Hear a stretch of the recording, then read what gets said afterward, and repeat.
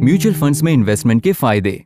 विकसित बाजारों में ज्यादातर इन्वेस्टर्स अपनी सेविंग्स म्यूचुअल फंड्स में ही इन्वेस्ट करते हैं क्योंकि उनके बेनिफिट्स कमाल के हैं।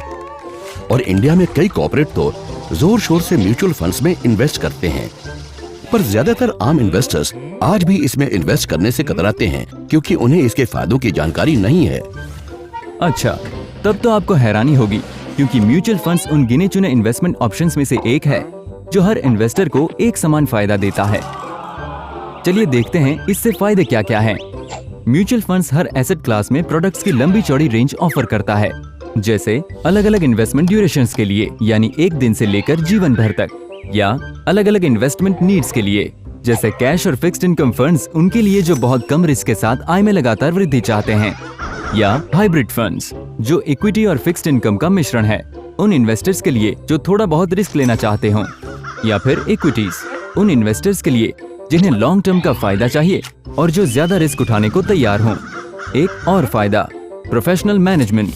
इसमें आपका पैसा उन क्वालिफाइड और एक्सपीरियंस्ड प्रोफेशनल्स द्वारा मैनेज किया जाता है जिनका काम ही पैसे मैनेज करना है। उनके फैसले गहरी रिसर्च और ठोस इन्वेस्टमेंट प्रोसेसेस पर आधारित होते हैं। और फिर इकोनॉमीज ऑफ स्केल भी तो है जिसमें प्रोफेशनल फंड मैनेजर्स की मदद लेना संभव हो पाता है, जिसका खर्चा सभी इन्वेस्टमेंट्स मिलकर उठाते हैं। ये economies of scale money management के हर पहलू को संभालता है, जैसे इन्वेस्टमेंट रिसर्च का खर्चा और कस्टमर सर्विस वगैरह के खर्चे जो एक अकेले इन्वेस्टर के लिए बहुत महंगे पड़ सकते हैं। इसमें पोर्टफोलियो डाइवर्सिफिकेशन भी है, जिससे इन्वेस्टर्स कई एसेट क्लासेस में डाइवर्सिफाई कर सकते हैं और एक एसेट क्लास में भी। जैसे अगर आप पॉपुलर इंडेक्स में लिस्टेड हर कंपनी का एक एक शेयर खरीदना चाहें तो वो आपके लिए बहुत भारी और महंगा पड़ेगा, पर म्यूचुअल फंड से यही काम कॉस्ट इफेक्टिव हो जाता है। क्यों, है ना काफी आसान।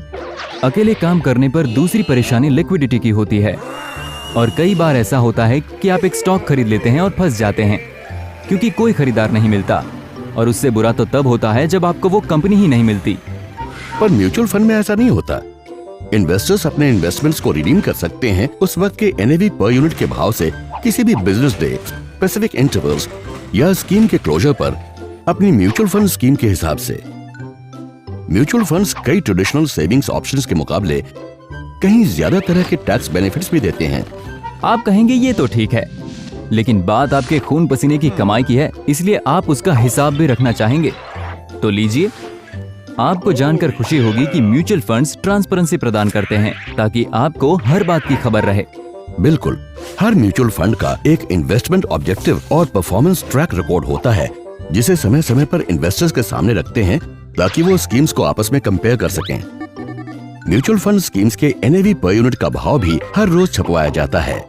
हर कुछ दिन बाद उनके स्कीम के पोर्टफोलियो छपते हैं जिसमें हर सिक्योरिटी में इन्वेस्टेड रकम का हिसाब होता है, जैसे क्वांटिटीज ऑफ सिक्योरिटीज, उनकी मार्केट वैल्यू, स्कीम एक्सपेंसेस और टोटल पोर्टफोलियो वैल्यू का प्रोपोर्शन परसेंटेज में। और एक बार म्यूचुअल फंड में इन्वेस्ट करने पर आपको इन्वेस्टमेंट कंफर्ट भी मिलता है, जिससे आप कम डॉक्यूमेंटेशन में ज्यादा खरीदारी कर सकते हैं और आपकी इन्वेस्टमेंट एक्टिविटी आसान हो जाती है। फायदे और भी हैं। इन्वेस्टर्स को मिलता है रेगुलेटरी कंफर्ट, क्योंकि securities and exchange board of India ने म्यूचुअल फंड्स की एक्टिविटीज की रिपोर्टिंग और उस पर कड़ी नजर रखना अनिवार्य कर दिया है, जिसका सीधा फायदा इन्वेस्टर्स को होता है। देखा आपने, म्यूचुअल फंड्स में इन्वेस्ट करने के अनगिनत फायदे हैं। इस बात से कोई फर्क नहीं पड़ता कि आप अकेले हैं या कोई संस्था है। तो जाइए और शुरू हो जाइए। आशा है आपको वीडियो पसंद आया होगा। देखते रहिए और हम इन्वेस्टिंग कॉन्सेप्ट समझने में आपकी पूरी मदद करेंगे।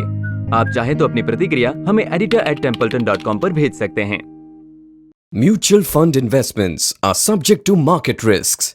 Read all scheme related documents carefully.